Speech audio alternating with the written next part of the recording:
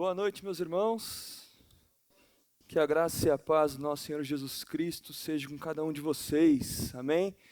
Também não poderia deixar de perder a oportunidade e informar os irmãos que a primeira música que a gente cantou hoje no nosso culto, Até que o Senhor Volte, ela foi composta e foi escrita pelo nosso irmão Alex, que estava tocando teclado ali. Alex, dá um tchauzinho assim.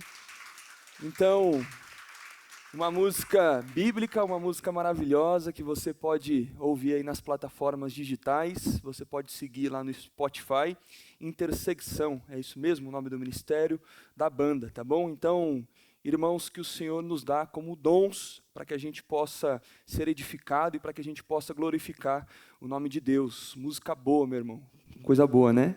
Eita, eis que ouço a voz do alto. Nós estamos iniciando hoje uma nova série de mensagens aqui na Visível, chamada de Confissões da Alma. Todos nós, em algum nível, nós carregamos coisas que nós nunca tivemos coragem de dizer em voz alta, coisas que nos acompanham em silêncio e coisas que às vezes nós nem sequer sabemos nomear. Ansiedade, medo, inveja, cansaço, vergonha, raiva, sentimentos que se instalam no nosso coração e que com o tempo acabam moldando a nossa forma de viver, de reagir e até mesmo de crer. E o mais difícil e complexo é que muitas vezes nós estamos sorrindo por fora, nós estamos cumprindo os nossos compromissos, nós estamos servindo na igreja, vivendo a rotina, mas por dentro nós estamos esgotados, sobrecarregados e esmagados por emoções não resolvidas.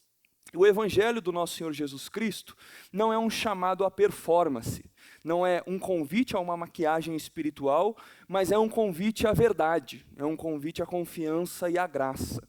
A Bíblia nunca nos manda esconder o que nós estamos sentindo, ao contrário, ela nos convida a confessar. E confessar é quando a alma para de fugir e começa a falar com Deus. E a nossa oração é para que essa série provoque isso em nós. Um tempo onde você pode dizer com coragem e com fé: Senhor, é isso que está dentro de mim. E uma vez que isso está dentro de mim, me encontra aqui, se revela a mim. E hoje nós vamos iniciar esse tempo e essa série falando a respeito da ansiedade. E eu te convido a abrir a sua Bíblia comigo em Mateus. Mateus, no capítulo 6, nós vamos ler nessa noite dos versos 25 ao 34. Mateus, capítulo 6, dos versos 25 ao 34.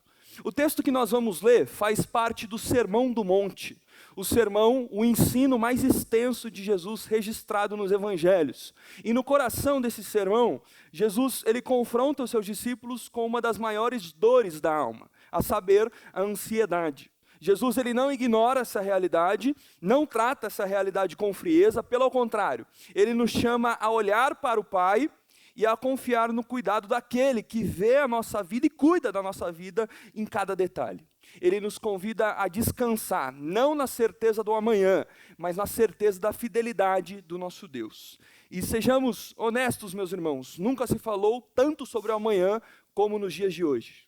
Nós vivemos ansiosos, preocupados, sobrecarregados, nós carregamos o peso de tentar dar conta de tudo, nós nos preocupamos por não queremos parecer ali irresponsáveis ou negligentes, nós tememos não cumprir as nossas obrigações, nós abrimos a fatura do cartão e ela é sempre maior do que o saldo na conta, nós nos preocupamos porque no fundo nós sentimos que nós não temos controle sobre o amanhã. E isso nos inquieta de maneira profunda. Em Mateus 6, os discípulos eles estavam sentados diante de Jesus, sem riquezas, sem nenhuma influência política, sem garantias a respeito do futuro, estavam vivendo constante pressão social, religiosa, econômica, e é justamente nesse cenário, por vezes tão semelhante ao meu e o seu, que Jesus se dirige aos seus discípulos e diz essas palavras que nós vamos ler. Verso 25. Portanto, eu lhes digo, não se preocupem com a sua própria vida, quanto ao que comer ou beber, nem com o seu próprio corpo, quanto ao que vestir. Não é a vida mais importante do que a comida e o corpo mais importante do que a roupa? Observem as aves do céu. Elas não semeiam, nem colhem, nem armazenam em celeiros. Contudo, o Pai Celestial as alimentam. Não têm vocês muito mais valor do que elas? Quem de vocês, por mais preocupado que seja, pode acrescentar uma hora que seja à sua vida? Porque vocês se preocupam com roupas? Vejam como crescem os lírios do campo, eles não trabalham nem tecem. Contudo, eu lhes digo que nem Salomão, em todo o seu esplendor, vestiu-se como um deles. Se Deus veste assim a erva do campo, que hoje existe e amanhã é lançada ao fogo, não vestirá muito mais a vocês, homens de pequena fé? Portanto, não se preocupem dizendo o que vamos comer, o que vamos beber ou o que vamos vestir, pois os pagãos é quem correm atrás dessas coisas, mas o Pai Celestial sabe que vocês precisam delas. Busque, pois, em primeiro lugar o reino de Deus e a sua justiça, e todas essas coisas lhes serão acrescentadas. Portanto, não se preocupem com o amanhã, pois o amanhã trará suas próprias preocupações. Basta a cada dia o seu próprio mal. Palavra do Senhor, amém? Senhor, nesta hora nós abrimos não somente a Tua palavra, mas abrimos também, Deus, o nosso coração. E te pedimos, fala conosco, Deus, fala conosco com graça e com verdade. E que as palavras de Jesus tragam consolo à nossa alma ansiosa e nos conduzam, Pai, à confiança do Teu cuidado. Que todo o nosso medo nessa noite se dobre diante da Tua fidelidade. Nos ensine, Senhor, a descansar em Ti. E é no nome de Jesus que nós oramos. Amém. Na minha adolescência, eu fazia parte de um grupo de meninos na igreja que sempre estava junto. Isso é algo comum e familiar para quem cresceu no ambiente da igreja. E nós tínhamos uma comunidade no Facebook, e dentro desse espaço havíamos feito um tipo de espécie de pacto de lealdade. Ninguém podia ser adicionado sem a aprovação de todos. Um certo dia, um dos administradores decidiu incluir algumas pessoas por conta própria. Isso foi suficiente para gerar confusão. De um dia para o outro, o grupo ficou dividido. A comunhão, aparentemente, havia sido quebrada. O acampamento estava próximo e nós só fomos resolver a situação como bons crentes no culto da fogueira, pedindo perdão uns aos outros ao som de corpo e família. Essa história me ensinou algo importante. Caminhar com amigos exige de nós lealdade e confiança. E caminhar com Jesus, meus irmãos, não é diferente. Jesus espera a lealdade e confiança daqueles que andam com Ele, não qualquer tipo de lealdade, não uma lealdade infantil, imatura ou ciumenta, tampouco uma confiança irresponsável e cega. E o que Jesus espera dos seus discípulos é uma lealdade madura. Lealdade madura que é nascida na certeza enraizada sobre quem é o nosso Senhor e quem Ele significa, como Ele se manifesta a cada um de nós. E o texto que nós lemos nos ajuda a restaurar justamente esse aspecto da nossa vida. A confiança e a lealdade que tantas vezes se enfraquecem e se perdem diante das pressões que nós enfrentamos. E para fortalecer uma fé que vacila em meio aos tormentos da vida, a minha, a sua fé, Jesus apresenta pelo menos 3 argumentos fundamentais para nós nesse texto.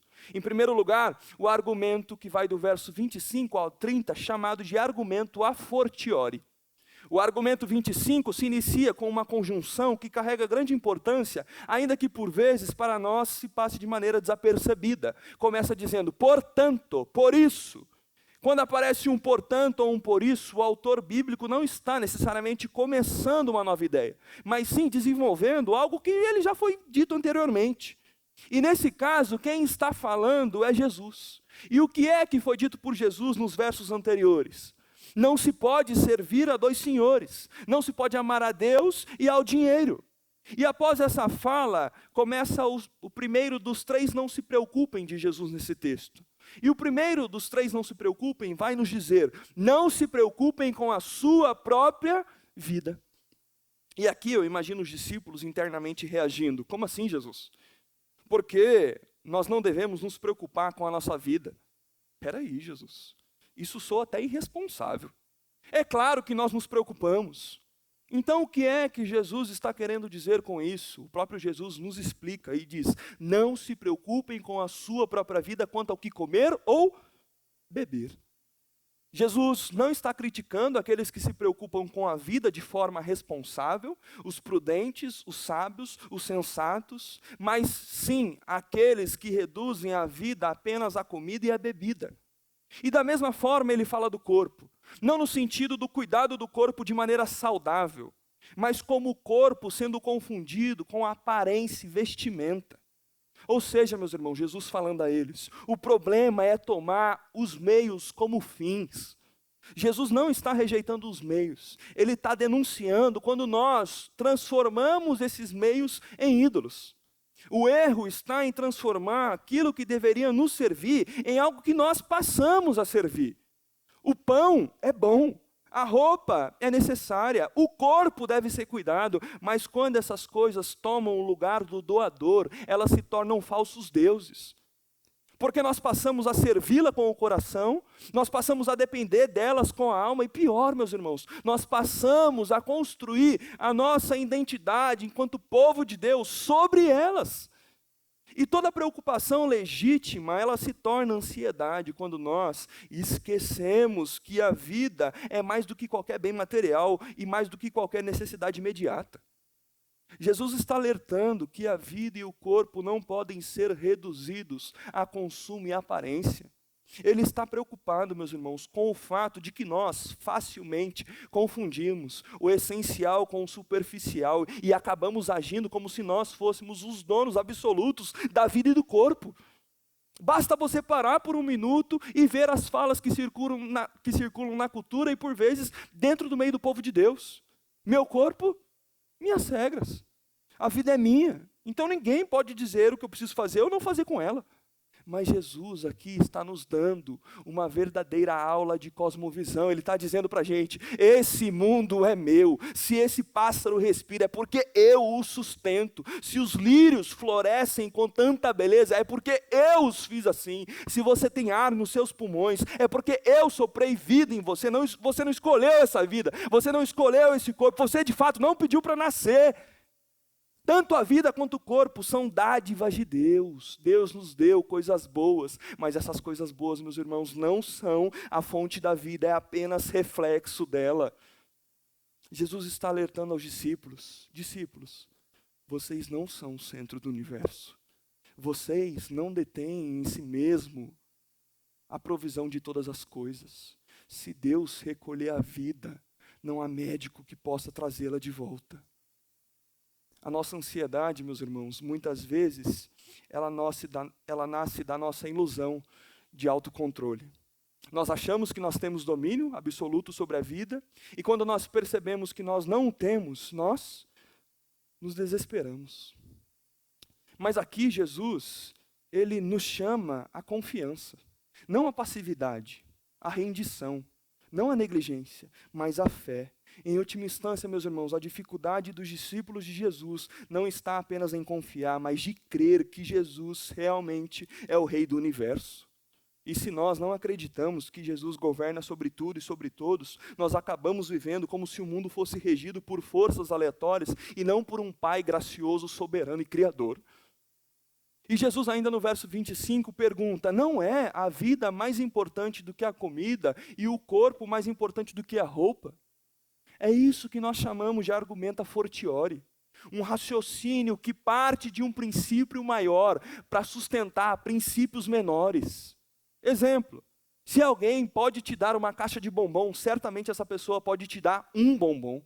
Ou seja, quem tem o poder sobre o todo também tem o poder sobre as partes. E é isso que Jesus está dizendo para eles. A vida ocupa um lugar mais elevado nas hierarquias das prioridades, assim como o corpo vale muito mais do que as roupas. E para aprofundar a nossa compreensão e a compreensão desses discípulos, Jesus apresenta pelo menos 2 exemplos que tornam o seu argumento ainda mais evidente. O primeiro está no verso 26, ele diz, observem as aves do céu. Não comece observando os passarinhos no ninho, mas observe as aves do céu. Quantas pessoas, meus irmãos, ao lerem esse texto, usam como desculpa para uma vida e uma postura preguiçosa e passiva. Não é isso que o texto está querendo nos dizer. Você não é filhotinho no ninho esperando o papai e mamãe chegar com comidinha na boca. Você não é bebê, gudu dadá. Jesus não está falando com filhotes. Jesus está falando com gente grande. Gente que voa como as aves do céu. Ele não está se referindo a pássaros que dependem dos seus progenitores, mas a aves que voam por conta própria e assim encontram alimento. E é isso que Jesus garante. Ao voar, vocês encontrarão alimentos. Elas não ficam presas no chão esperando o alimento cair do céu. Elas voam e ao voar confiam que haverá provisão. E esse é o retrato da fé madura. Não uma fé parada, não uma fé estagnada, mas uma fé em movimento. Fé não é ficar parado esperando Deus fazer tudo, é se mover, confiando que durante o caminho, durante o percurso, Ele vai prover. E esse é um exemplo que Martinho Lutero amava usar. Ele dizia, você acha mesmo que esse versículo é uma base para você cruzar os braços e esperar que as coisas boas caem do céu? É claro que não. Essa é a interpretação da confiança irresponsável. A ideia de que tudo vai dar certo, mesmo você não fazendo nada. E Jesus aqui não está validando a irresponsabilidade. Ele está nos mostrando que as aves do céu, elas não semeiam, elas não colhem, elas não guardam em celeiros, elas não ficam ansiosas com a cotação do dólar, elas não ficam ansiosas com os resultados dos exames médicos, elas simplesmente voam. E o texto não nos diz, o pai das aves as sustenta, o texto diz para nós, o pai de vocês, o nosso pai as alimenta. Jesus está fazendo uma comparação, meus irmãos, do maior para o menor. Argumenta Fortiori. Se Deus, que não é apenas criador, mas o pai amoroso, sustenta até mesmo as aves, como Ele não vai cuidar de vocês, seus filhos? Jesus está confrontando os discípulos com essa pergunta. Será que um discípulo, um súdito do Rei Jesus, precisa viver ansioso? Será que Deus não sustentaria você, uma vez que Ele sustenta até as aves do céu? Jesus está chamando a atenção para a incoerência do nosso coração. O nosso medo do amanhã e a nossa insegurança, por vezes, revela uma fé infantil, uma fé frágil, uma desconfiança silenciosa do Senhor, que nós não falamos com a boca, mas que nós gritamos com as nossas atitudes. E talvez, meus irmãos, o nosso maior problema e a nossa maior preocupação não seja com o básico, pão, água e roupa, mas com o excesso. Pudim, iPhone, o carro do ano, a casa de verão. É com isso que por vezes nós nos preocupamos. Muitas vezes nós chamamos de necessidade o que no fundo é só desejo disfarçado. As nossas orações não são por sustento, mas por conforto. Nós nos angustiamos por não termos mais, não por não termos o necessário. Recentemente eu assisti um documentário sobre uma das jornadas mais impressionantes da criação, chamada A Migração das Aves conhecidas como Pacific Golden Plovers. Todos os anos, essas pequenas aves, elas partem do Alasca, na América do Norte, e cruzam o Oceano Pacífico até chegarem no Havaí. O mais surpreendente é que elas fazem esse trajeto sem nenhuma parada. É um voo contínuo de aproximadamente 7.000 quilômetros, que pode durar até mesmo 88 horas seguidas. Ou seja, mais de 3 dias e de 3 noites no ar, sem descanso, sem reabastecimento, enfrentando ventos, enfrentando correntes e condições climáticas diversas. E durante essa travessia, as aves elas perdem até a metade do seu peso corporal. E mesmo sem nunca terem estado no destino final, especialmente os filhotes na sua primeira viagem, eles sabem exatamente onde pousar. Eles voam rumo a um lugar que nunca viram, mas sabem que existe, como se ouvisse uma voz interna dizendo, continue. A direção é essa. Confie. Vai. Foi assim que o nosso Senhor Jesus Cristo viveu. Quando Ele estava no deserto, com fome, com sede, tentado a transformar pedras em pão, Jesus confiou no Pai. Jesus não cedeu ao imediatismo, nem se rendeu à ansiedade. Ele viveu como verdadeiro filho, confiante no cuidado do Pai. Ah, meus irmãos, observem as aves do céu. Observe as aves do céu. Não tenha medo de confiar um futuro desconhecido a um Deus conhecido. A fé nem sempre entende o caminho, mas ama e confia plenamente em quem a conduz. Jesus nos diz: observem as aves do céu, elas não semeiam, não colhem, nem armazenam em celeiros, contudo o Pai Celestial as alimenta, e não tem vocês muito mais valor do que elas? Essa promessa, meus irmãos, não vale para qualquer um. Ela é apenas para os discípulos, para aqueles que são súditos de Jesus, e para quem tem um Pai Celestial, o mesmo que alimenta as aves, a provisão está garantida. O segundo exemplo que Jesus nos dá é igualmente impactante e reforça essa mesma ideia. O verso 28 vai nos dizer: por que vocês se preocupam com roupas? Vejam como crescem os lírios do campo, eles não trabalham nem tecem. Agora Jesus apela, né? Ele passa do exemplo das aves que se movem para os lírios que não se movem. Seria estranho imaginar você, ao sair do culto, ver um lírio andando por aí. Lírios não andam, eles permanecem onde eles foram plantados. E aqui existe um ensinamento muito precioso para nós. Porque se você ainda acredita que o seu sustento vem apenas de você, a sua visão de mundo ainda não é bíblica. Porque tudo que chega às nossas mãos, toda a provisão, toda a riqueza, toda a boa dádiva, todo o bom perfeito, vem do nosso Pai, vem de Deus. Nós não somos a causa, nós somos apenas o instrumento. Nós cumprimos o nosso dever e Deus cumpre a sua promessa. Não deixar faltar o necessário. E nos dias de Jesus, ninguém ficaria impressionado ao ver os lírios do campo. Lírios eram comuns, estavam por toda parte. Esses lírios, eles não tinham um jardineiro. E ainda assim eles floresciam com uma beleza admirável. Eles não deixavam de florescer porque as pessoas não estavam olhando para ele.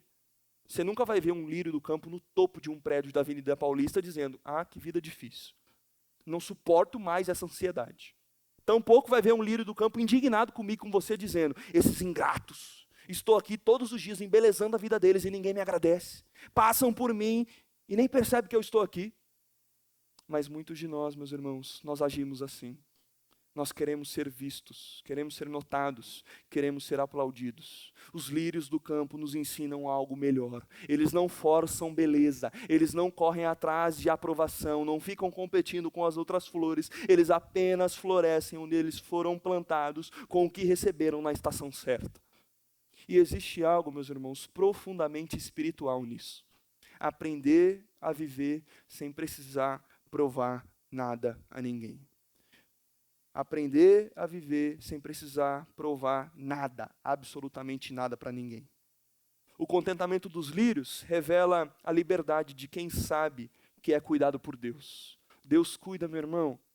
Deus sustenta, Deus reveste com beleza, uma beleza que nem Salomão, com toda a sua glória, conseguiu reproduzir. Então, se Deus veste um lírio do campo, que amanhã murcha com glória de rei, como não vai vestir você, a quem Ele chamou pelo nome e vestiu de justiça e de bondade? E eu te pergunto, meu irmão, qual é a sua razão para não confiar no Senhor? A Catarina, minha filha, ela não vai no colo de quem ela não confia. E provavelmente o mesmo acontece na sua casa, com o seu filho. Ela tem motivos. Estranhos não são confiáveis. Se você não confia em Deus, é porque de alguma forma você encontrou razões para não confiar. E eu te pergunto, quais são essas razões? Você realmente acredita que você tem motivos para duvidar de que o Senhor irá te sustentar? Se Ele cuidou de você até aqui, por que Ele não continuaria fazendo? Se Ele entregou o próprio Filho por você, por que Ele reteria algo que realmente você precisa? Por quê? Faça essa pergunta ao teu coração. Você pode até não entender os meios, meus irmãos, mas você não pode negar o amor do Pai. Jesus está dizendo para a gente: entrega esse peso. Para de viver como se tudo dependesse de você. Floresça onde Deus te plantou. Deixe Deus ser Pai, e você filho. E você, filha.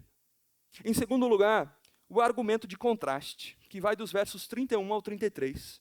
Portanto, não se preocupem dizendo o que vamos comer, ou o que vamos beber, ou o que vamos vestir, pois os pagãos é quem corre atrás dessas coisas. Mas o Pai Celestial sabe que vocês precisam delas. Busquem, pois, em primeiro lugar o reino de Deus e a sua justiça, e todas essas coisas lhes serão acrescentadas.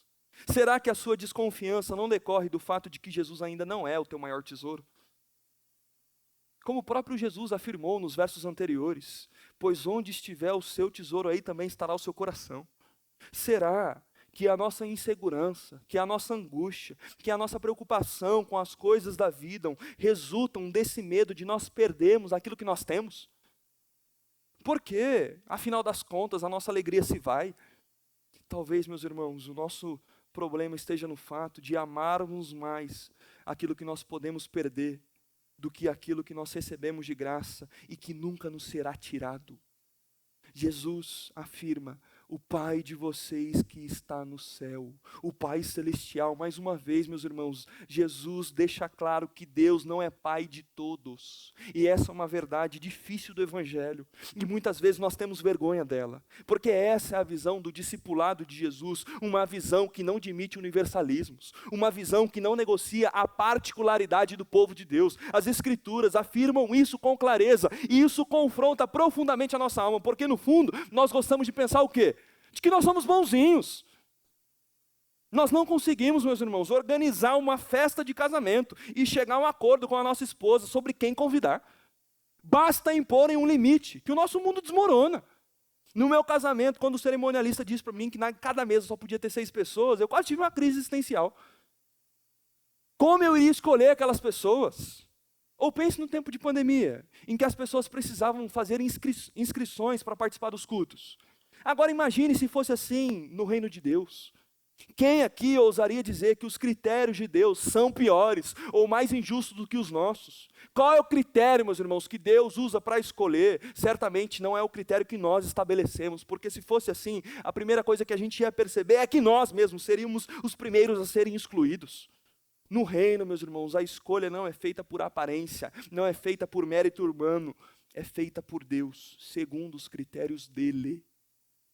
Nenhuma pessoa é capaz de compreender totalmente esses critérios, meus irmãos, porque nenhum de nós é justo o suficiente para definir a justiça que somente Deus, o nosso Pai, pode realizar. Por isso, nenhum de nós pode escolher quem deve e quem não deve ouvir o Evangelho. A igreja não pode fazer isso. Nós não podemos dizer: vamos pregar só para os ricos, vamos pregar só para os pobres. Maldita seja essa igreja. Deus não concedeu a igreja nenhuma, meus irmãos, autoridade para restringir a mensagem a um grupo específico. Porque Deus recebe todos que vêm até Ele, e o simples fato de alguém ir em direção a Cristo já é por si só um sinal de estarmos sendo conduzidos exclusivamente pela graça do nosso Senhor Jesus Cristo. Por natureza, meus irmãos, todos nós odiamos a Deus, e se hoje nós o amamos, é apenas por graça e milagre. Você nasce como inimigo de Deus, meu irmão, e só se volta para Ele por conta dele mesmo. E é por isso que no Evangelho, no reino, não existe espaço para orgulho. O Evangelho não é uma escada que nós subimos, mas uma cruz diante da qual nós nos rendemos. Nós não somos heróis da fé. Ninguém aqui está em Hebreus 11 não, meus irmãos. Nós somos frutos da graça. E a única resposta apropriada e sensata diante da graça é o quê? É a adoração. É o que nós acabamos de fazer enquanto igreja. Ouvindo até o Senhor voltar. Terceiro argumento, verso 34, é o argumento do tempo. Observem o último argumento de Jesus. Se vocês puderem ler comigo esse argumento. 1, 2, 3.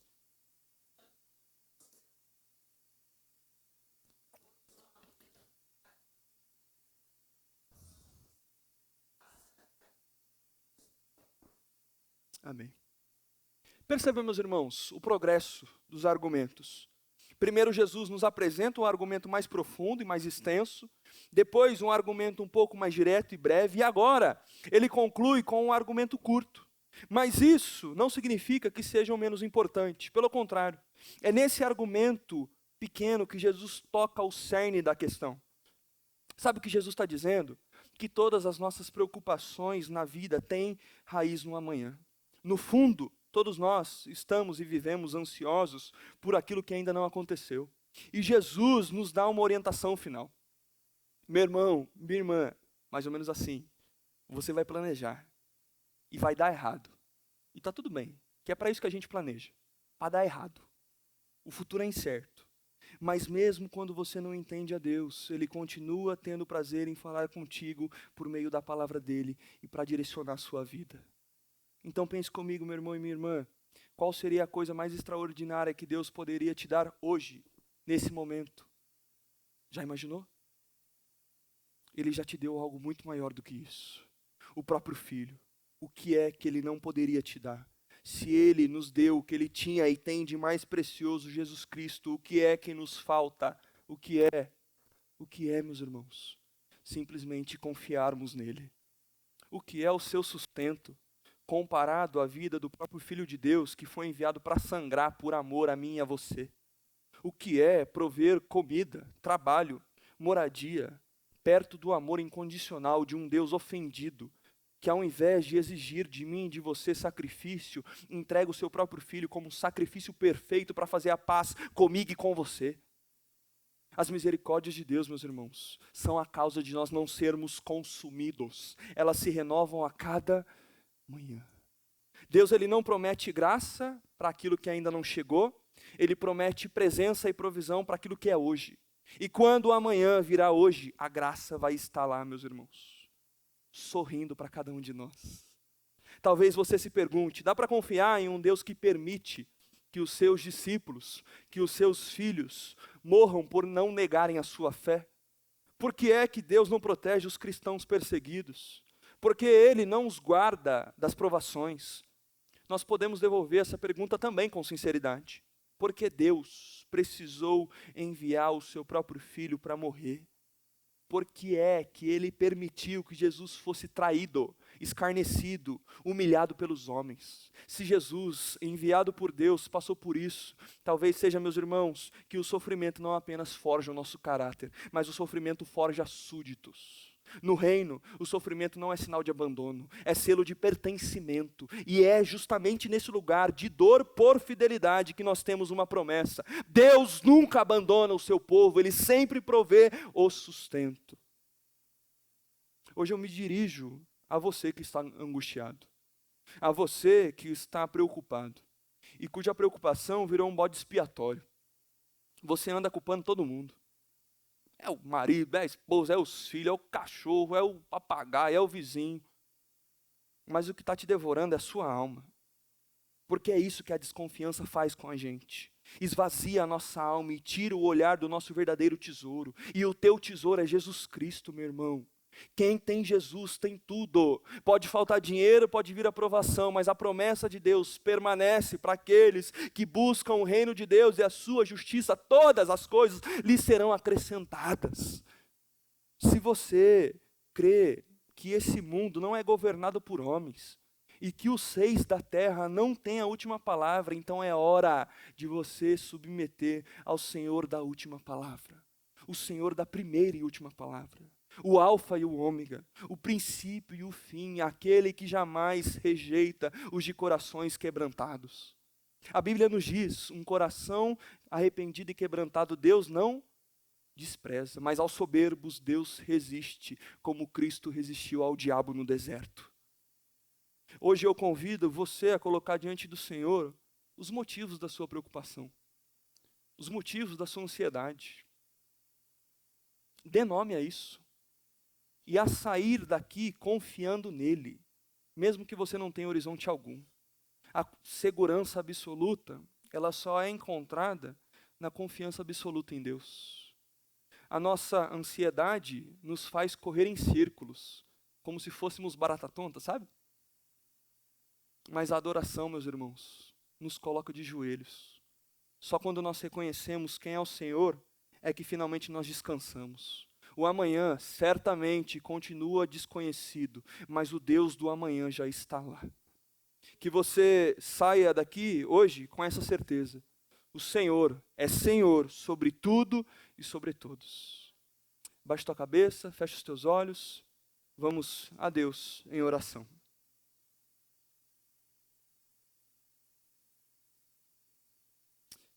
Senhor, nosso Deus e Pai, nós nos curvamos diante da Tua santa presença.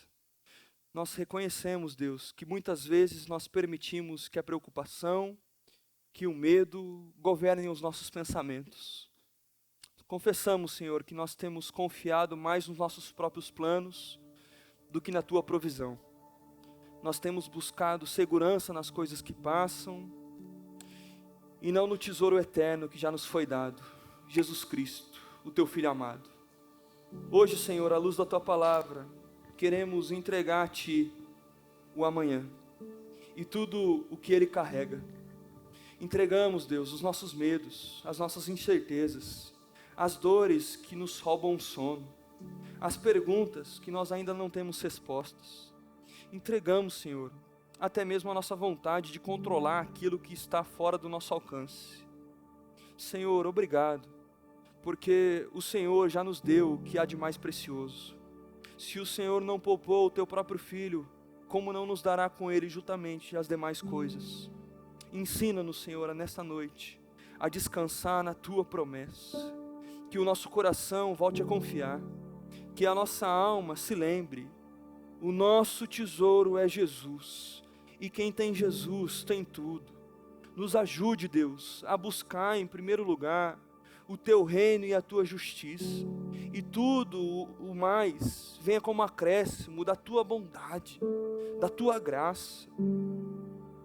Dá-nos hoje, Deus, paz para viver, nos dá coragem para enfrentar o amanhã, e nos dá fé para continuar caminhando, mesmo quando nós não vemos, Deus, horizonte algum. Tu és o Senhor da primeira e da última palavra, e nós somos teus. É no nome do teu Filho amado, o nosso Rei e o nosso Salvador, que nós oramos. Amém e amém.